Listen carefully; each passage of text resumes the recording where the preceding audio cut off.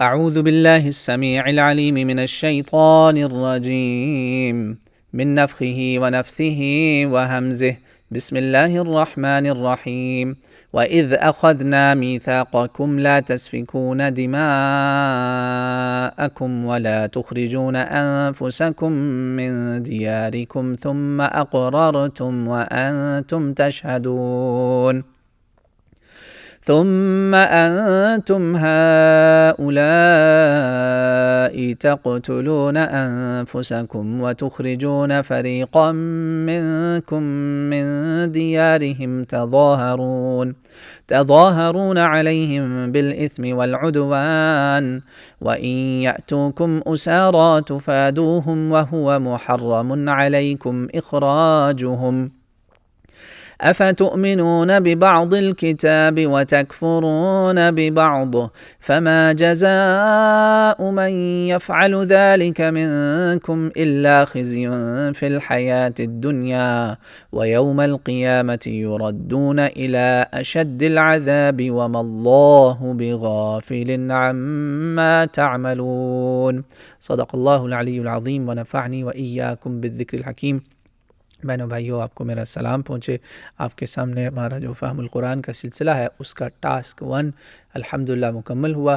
آپ کے سامنے میں نے قرآن پاک کی سورہ بقرہ کی آیت نمبر 84 اور 85 کی تلاوت کی۔ یاد رکھیں 3 ٹاسک ہیں اس پروگرام کے، 3 آبجیکٹیوز ہیں میرے لیے، 3 ٹاسک ہیں یہ، آپ مقاصد بھی ہیں اس میں۔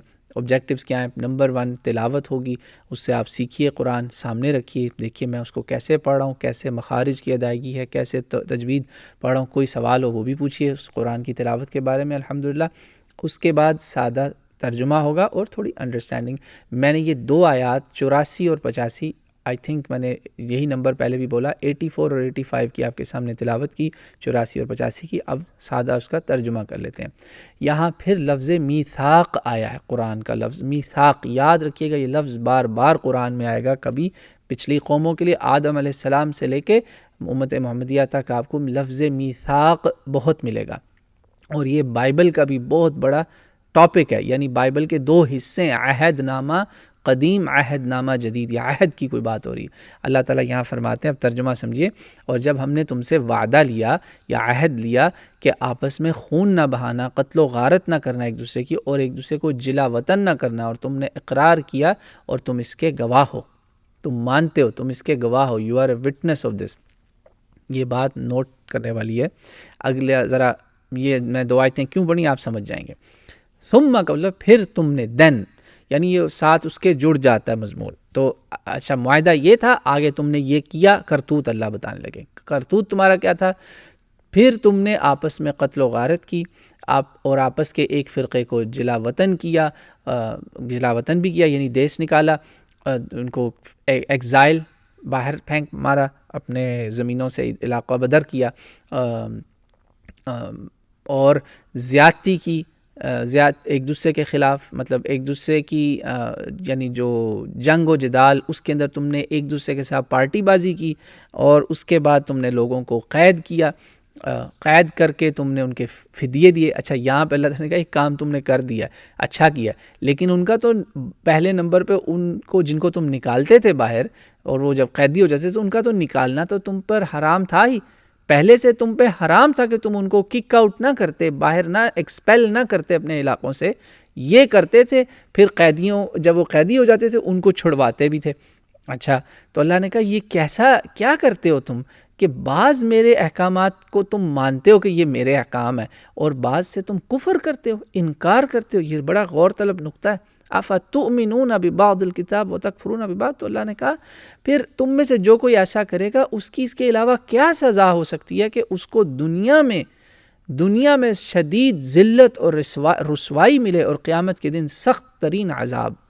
اور اللہ تعالیٰ تمہارے کاموں سے بے خبر نہیں ہے، تمہارے کاموں سے بے خبر نہیں ہے، یعنی ابھی بھی تم ایسا کر رہے ہو۔ اللہ اکبر۔ یہ جو آیات ہیں نا 2، یاد رکھیں ان آیات میں جو آپ باتیں پڑھ رہے ہوں گے، آپ سوچ تو رہے ہوں گے کہ یہ حافظ صاحب پڑھ تو، یہ حافظ نعمان پڑھ تو رہا ہے میثاق بنی اسرائیل، کرتوت تو سارے یہ امت محمدیہ آج کل کر رہی ہے، لا حول ولا قوت الا باللہ۔ یعنی آپ امت محمدیہ والے اگر کرتوت امت بنی اسرائیل باغی امت والے کرتوت کریں گے تو اللہ تعالیٰ آپ کے ساتھ پھر بھی ٹریٹمنٹ امت محمدیہ والا کرے گا. یہاں پہ اللہ نے اس کام کو کفر کہا ہے کہ اپنی ایک دوسرے کی قتل و غارت اور کچھ چیزوں پہ عمل کچھ چیزوں سے انکار، یہ کفر ہے. لا حول ولا قوت الا باللہ، کفریہ کام، یعنی آپ سمجھیں بالکل ایمان سے نکل چکے ہیں یا قریب ہیں نکلنے کے. ایسے لوگوں کو اللہ نے کہا میں ذلیل و رسوا کر دوں گا. اب مسلمان سمجھ لیں، غور کر لیں کہ یہاں کیا بات کہی جا رہی ہے. لا حول ولا قوت الا باللہ. پہلے بات کرتے ہیں بنی اسرائیل کی. اب کیونکہ ان کا ایک اور معاہدہ اللہ ذکر کریں، ایک اور میثاق، کووننٹ. یاد رکھیں آج بھی عیسائی جب بائبل پڑھتے ہیں تو وہ جو پرانا عہد نامہ ہے نا پورا، اس میں بہت ایسے اللہ کے ان کے ساتھ وعدے اور معاہدے، اس کو سارے وہ بولتے ہیں اولڈ ٹیسٹمنٹ، پرانا میثاق. جو عیسیٰ علیہ السلام کی تعلیمات ہیں آف کورس وہ محفوظ تو نہیں رہیں. گاسپل میتھیو، مارک، لوک، جان، یہ جتنی بھی ہیں گاسپلز، 4 گاسپلز ہیں، ان کو وہ کہتے ہیں عہد نامہ جدید، نیو ٹیسٹمنٹ. اور پھر بعد میں جو دوسرے اپوسٹلز کی اور وہ چیزیں وہ بھی ساتھ جوڑ دی انہوں نے لوگوں کی، وہ بھی اس کو کلام ربی بنا دیا. یہ مختصر سامنے بتایا. تو یہ ایک میثاق کا ایک خاص پورشن ڈسکس ہو رہا ہے قتل و غارت سے متعلق. یہ کوئی وجہ ہے، اس کے کئی وجوہات ہیں. اس کا میں آپ کو دونوں آیات کے ساتھ بتا رہا ہوں. اس میثاق کا پہلے ثبوت دے دوں. کوئی عیسائی یہودی سن رہا ہو تو کہ یہ جی کہاں تھا، thou shall not kill ہی کافی ہے. 10 commandments میں جو نا مارو گے نہیں تم ایک دوسرے کو، یہی کافی تھا. مگر آپ کے سامنے میں بتاتا ہوں.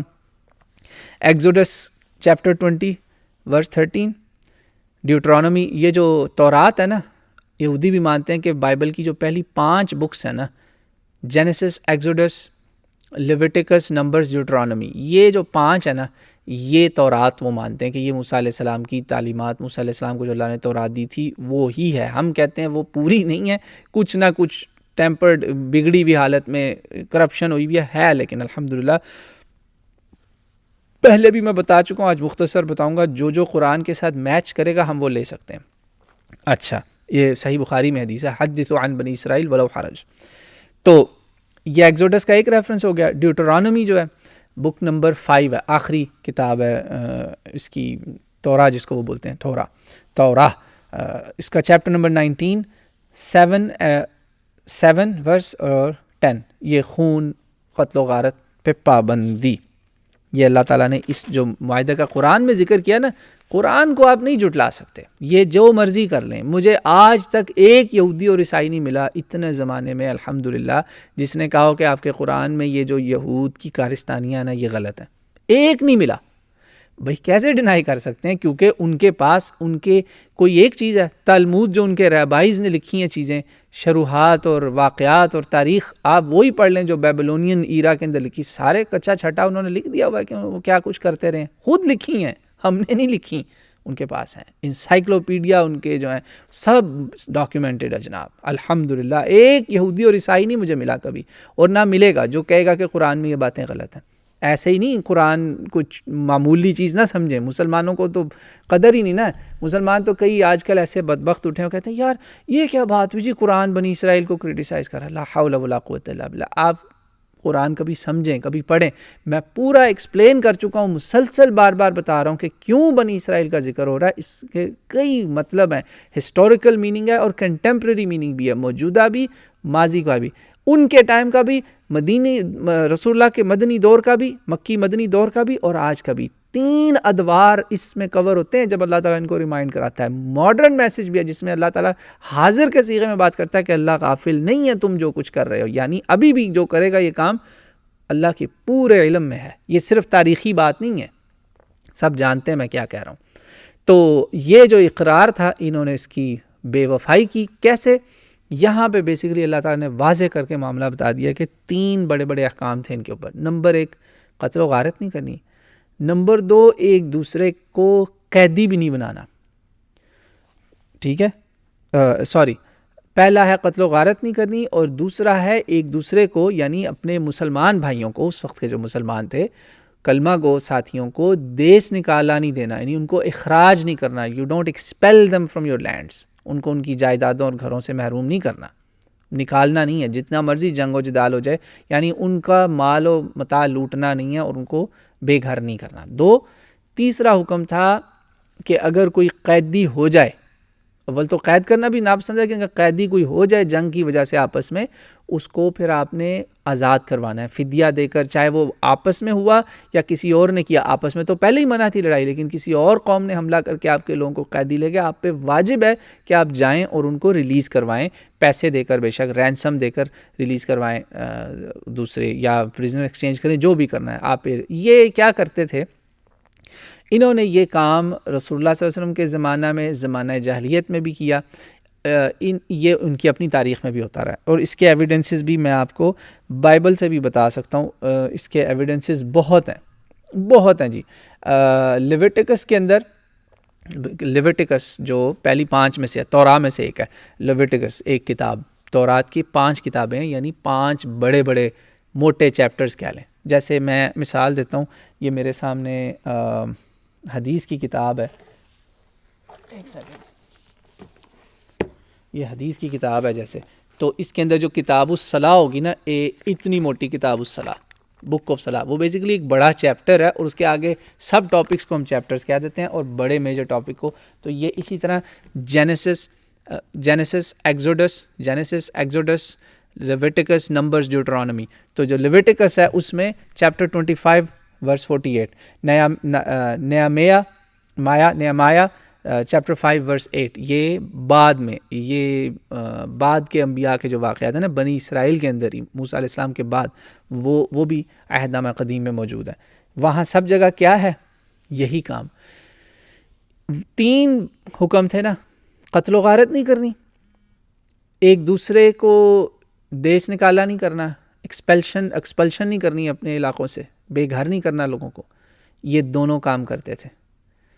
تیسرا کام جو تھا نا، کہ کوئی اگر یہودی بھائی پکڑا گیا تو اس کو جا کے رینسم کرا لینا ہے، چھڑا لینا ہے، یہ کر دیتے تھے.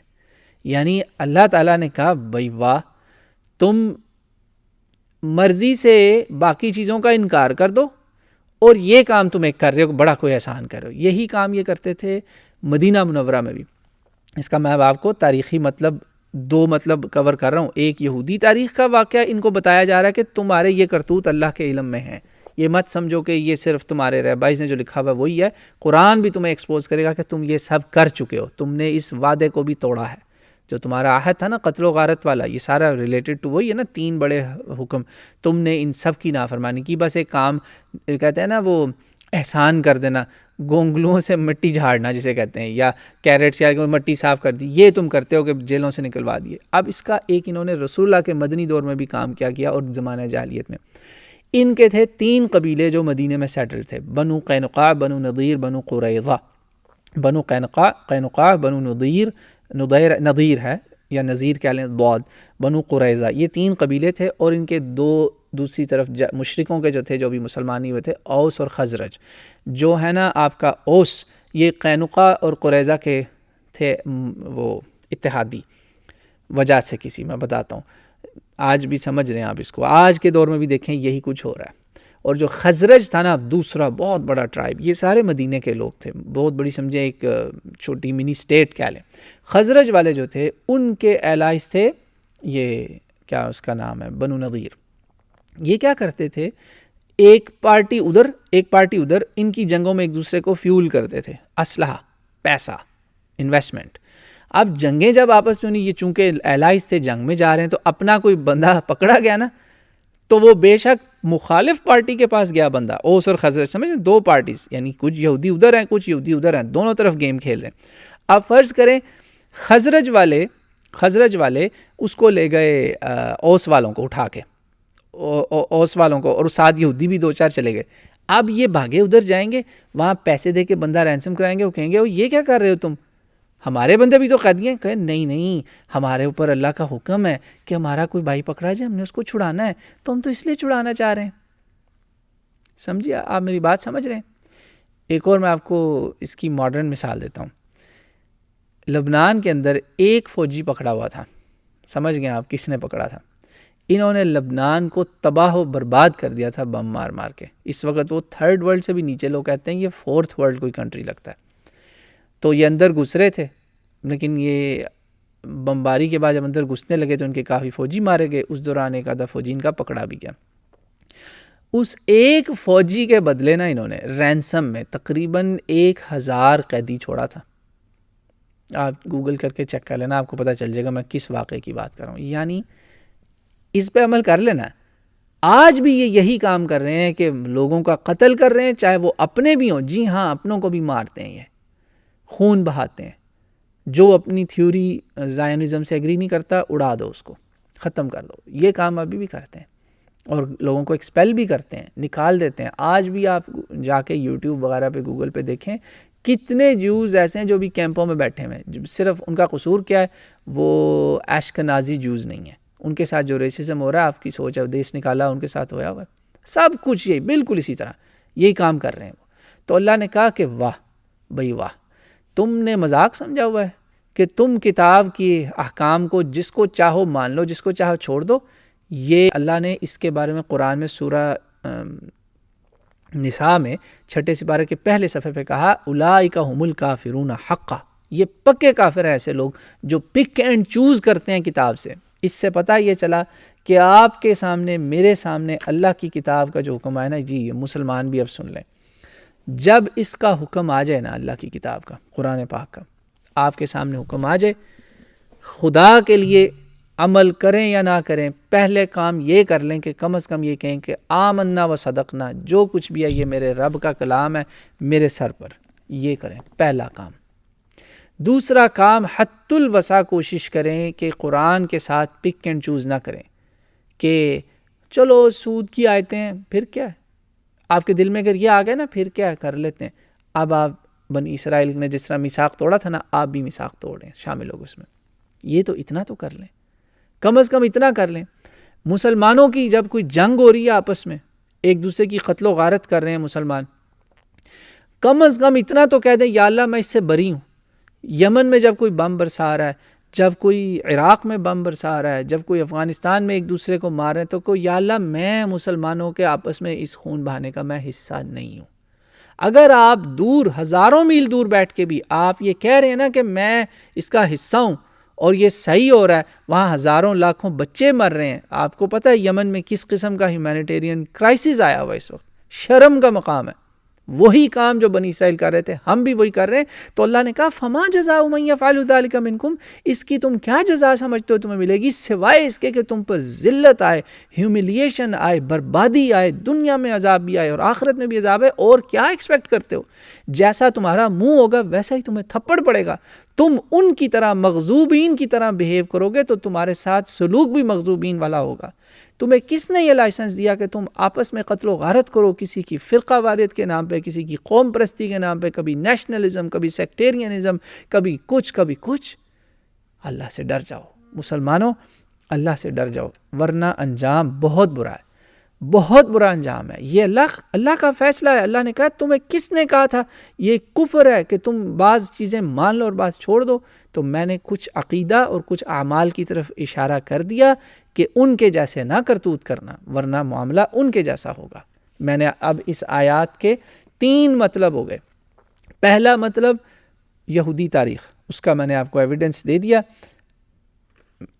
یہودی ریفرنس دے دیا، یہود کا ریفرنس. عیسائی بھی اس کو مانتے ہیں، عہد نامہ قدیم کو عیسائی بھی مانتے ہیں، عمل بے شک نہ کریں. دوسرا میں نے اس کا بتایا جو مدینہ منورہ میں کرتے تھے، جنگوں میں پیچھے بیٹھ کے لڑائی کروانی، مرضی سے چلو ایک آدھا کام عمل کر لیا اور ہمارا وہاں دین یاد آ جاتا ہے نا چھڑانے کے لیے. تیسرا مطلب ہے کہ امت محمدیہ ان جیسے کرتوت نہ کرے ورنہ برباد ہو جاؤ گے، اور ہو رہے ہیں.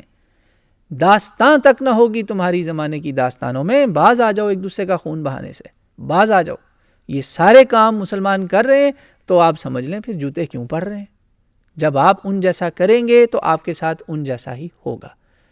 اللہ تعالیٰ مجھے آپ کو اس سے محفوظ رکھے اور ہمیں صحیح امت محمدیہ جس مشن پر تھی امت محمدیہ بننے کی توفیق دے، اور ہم اپنے جو میثاق ہے نا، جو ہمارا میثاق ہے اللہ کے ساتھ اور اس کے بعد رسول اللہ صلی اللہ علیہ وسلم کے ساتھ بھی ہم نے عہد کیا، اشہد ان لا الہ الا اللہ و اشہد ان محمد رسول اللہ صلی اللہ علیہ وآلہ وسلم، اس پہ قائم رہیں. وہ صرف کلمہ زبانی کلامی نہیں ہے، وہ پورا ایک اقرار ہے، پورا بہت بڑا عہد ہے. اللہ تعالیٰ مجھے آپ کو اس پہ قائم رہنے کی توفیق عطا فرمائے اور اس پہ عمل کی بھی توفیق عطا فرمائے. وما علینا الا البلاغ المبین.